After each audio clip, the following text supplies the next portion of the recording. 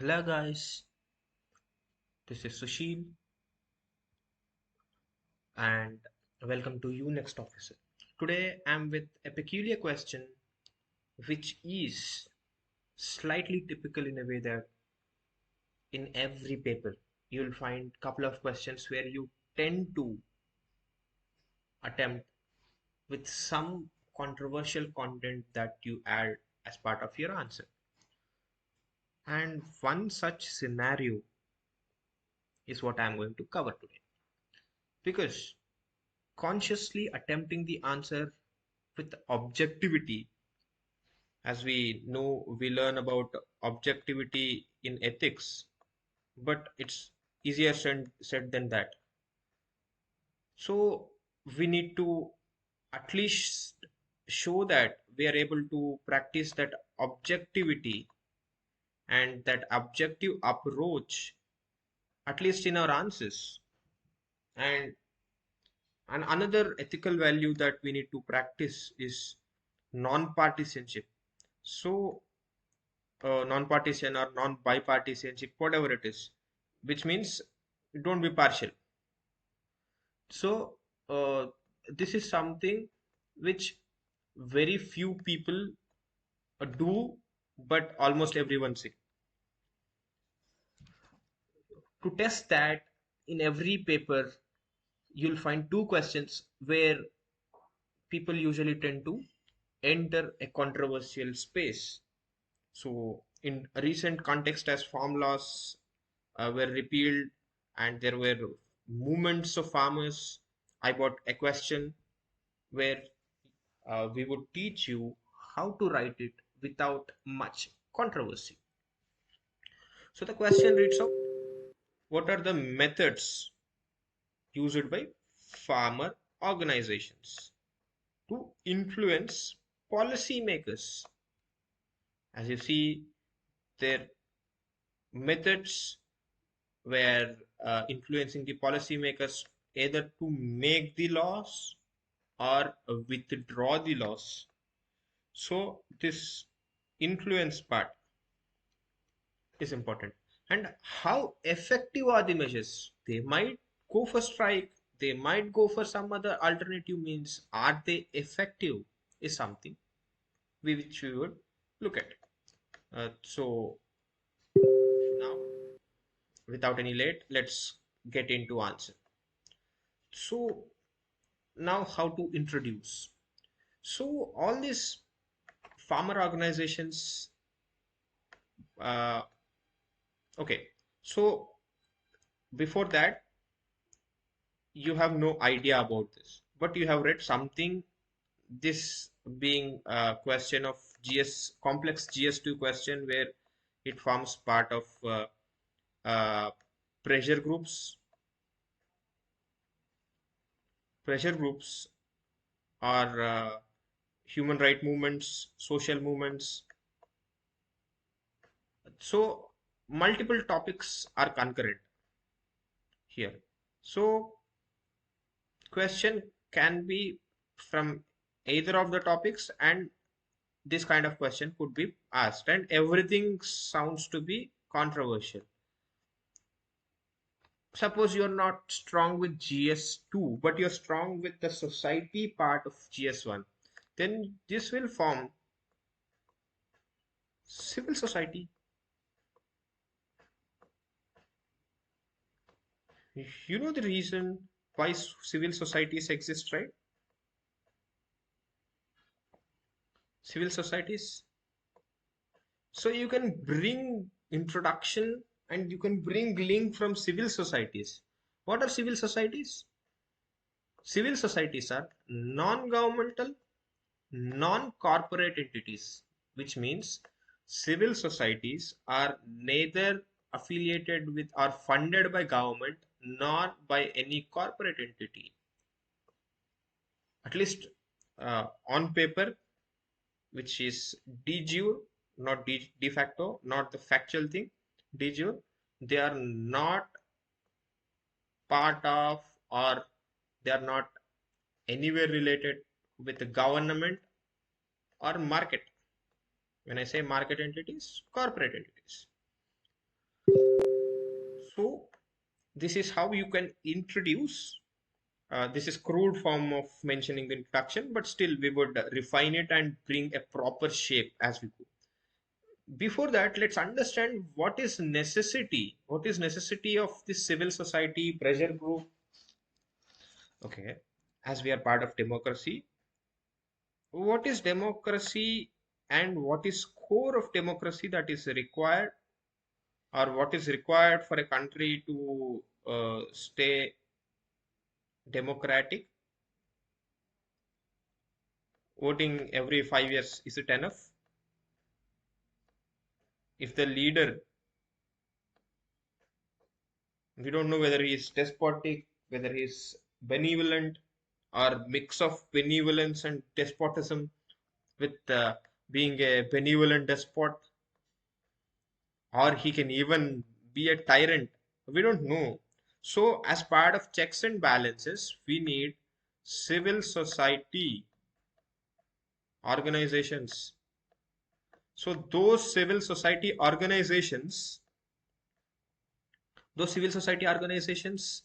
they are forming a group. As individual, if rising voice, it is not heard properly due to the shrills and the kind of fake news that is spreading today, the kind of mass marketing campaigning that happens. So civil society forms an organization, which is civil society organization, and they would try to influence policymakers. And one such civil society organization is a pressure group. And one such pressure group is farmers organization, because all the entities who are part of it are farmers, right? So let's move in to the body. So what is to be written in body? When you are writing a body, as we discussed, main thing that has to come in your mind is objectivity, least controversy, objectivity. So, and the question demands, what are the methods used? When we say what are the methods used, are all the methods simultaneously used? No. They would use method 1. If that is not successful, or if they feel it's not effective, they would go to method 2. If not, then go to other extremes for method 3.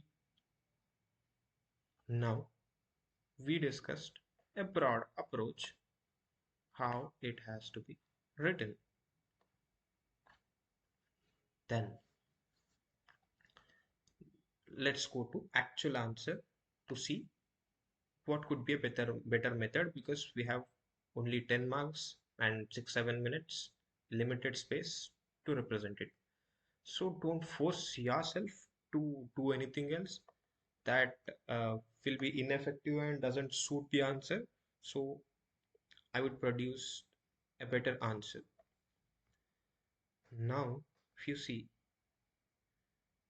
they're asking about farmers organization and how they influence the policymakers and how effective. So divided into 3 parts.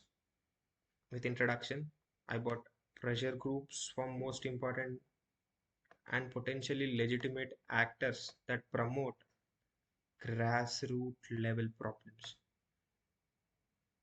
Because in the country like India, decentralization is miserable, and to address that, we need pressure groups to raise the voice which reflects actual picture. And among pressure groups, farmer organizations are significant. So this is fairly good point to introduce. Now jump immediately into the problem.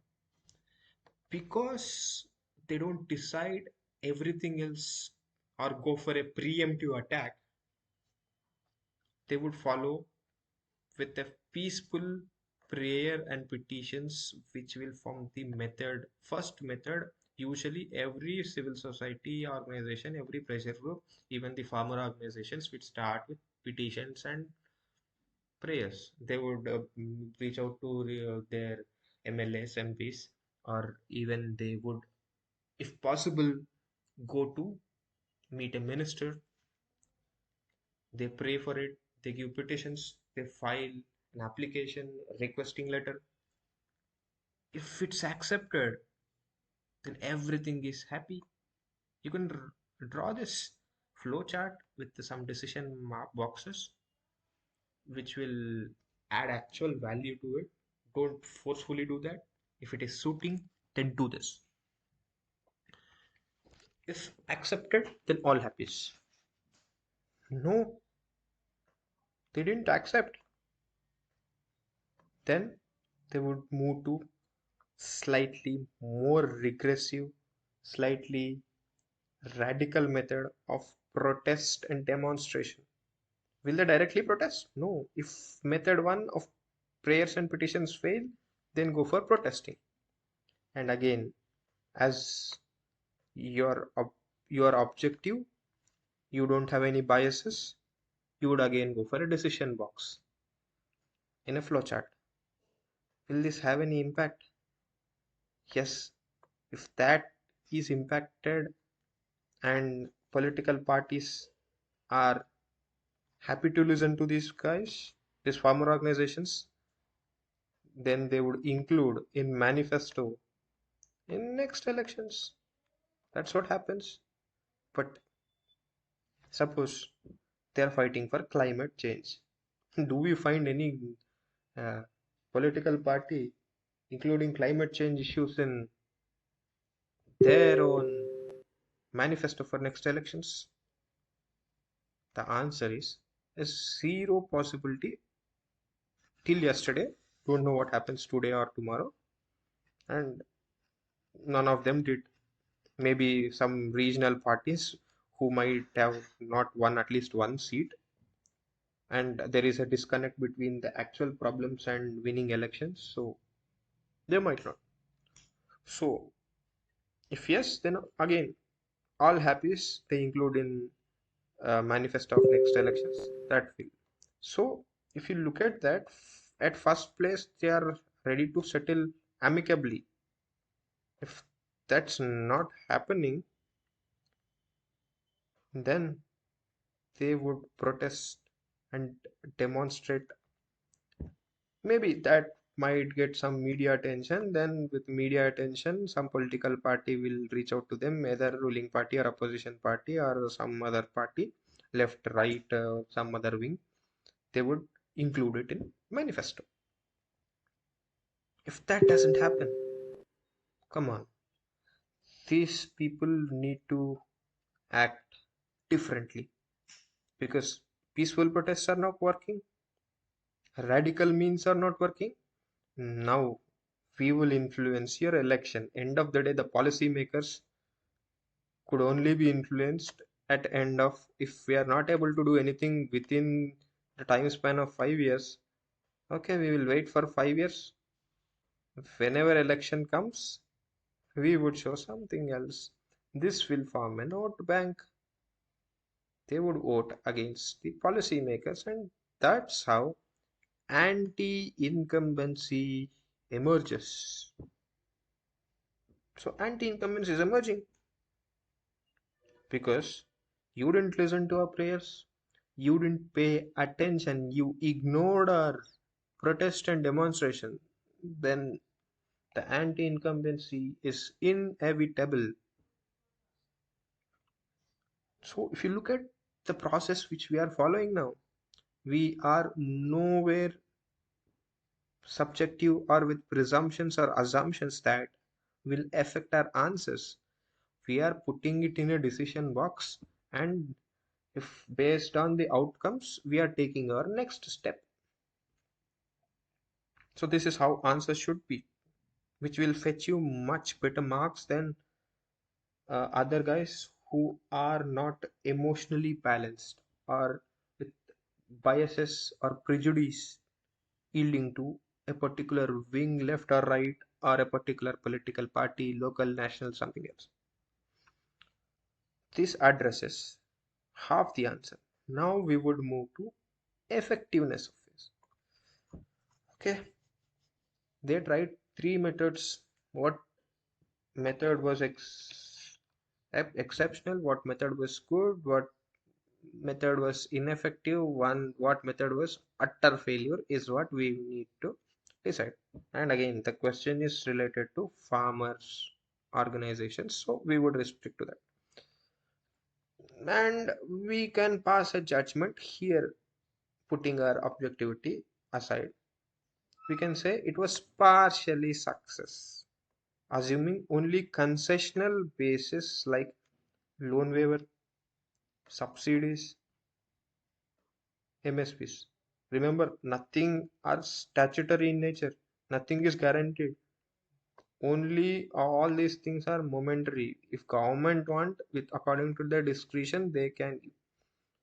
But substantive or sustainable long-term solutions hardly been implemented.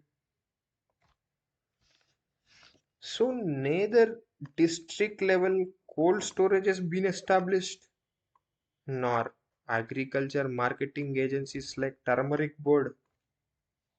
The Spice Board, Turmeric Board has been long-standing issues which find protest many a times but are not obliged, which are not obliged despite filing nomination. I think, see, if you remember in 2019 elections, to grab attention, many farmers filed nomination against Prime Ministerial candidate Mr. Narendra Modi. We are not mentioning his name, so again, we don't want to get into controversy. So we would say Prime Ministerial candidate. So farmers from Nizamabad in Telangana,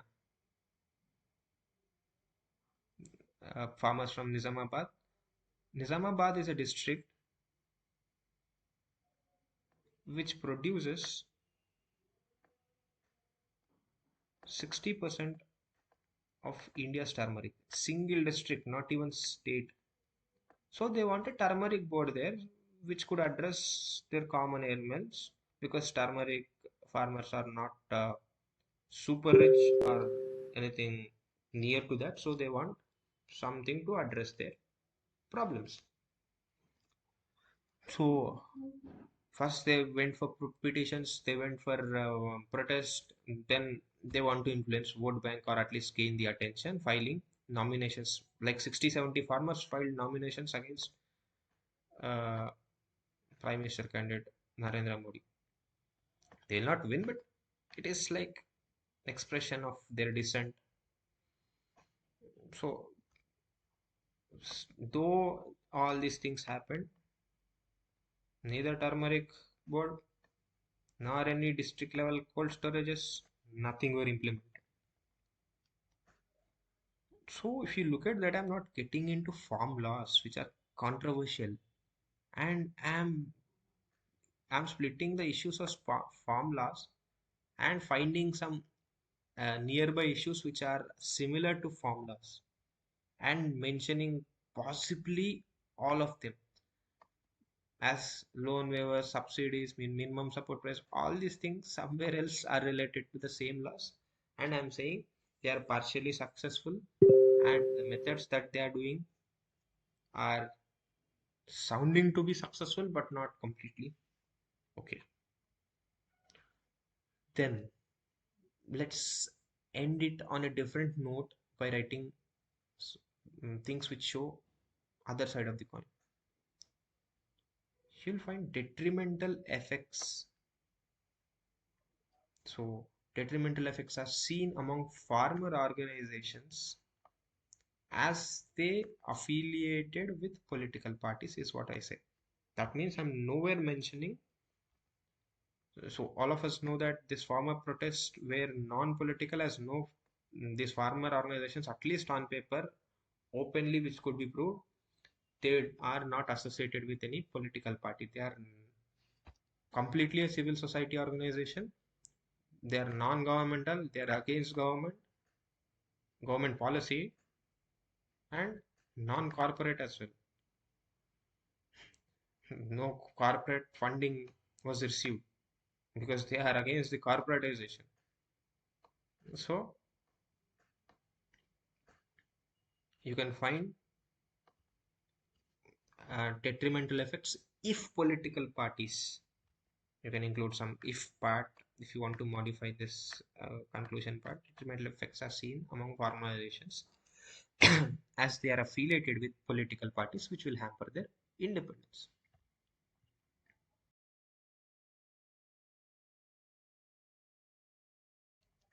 So this is something which will fetch you some good 6 marks if you are able to implement it properly. But the question is, it is hard to maintain that objectivity. So to what degree you will reach, you will get 4 marks or 5 marks, and if you are able to implement better, you may get that 6th mark out of 10. So as we were again focusing on producing above average answers and within the time frame to ensure we do better. Hello? So we would do that. On this positive on the positive note, I would hello. We would end this here. And again, I remind you, this is a typical answer where objectivity is to be processed. So you can, whenever the question demands objectivity, you can use these decision boxes. Hope I have justified the time that you spent here. So with this, I think I created some value within this 20 minutes, which will enable you to write an answer in 6 minutes.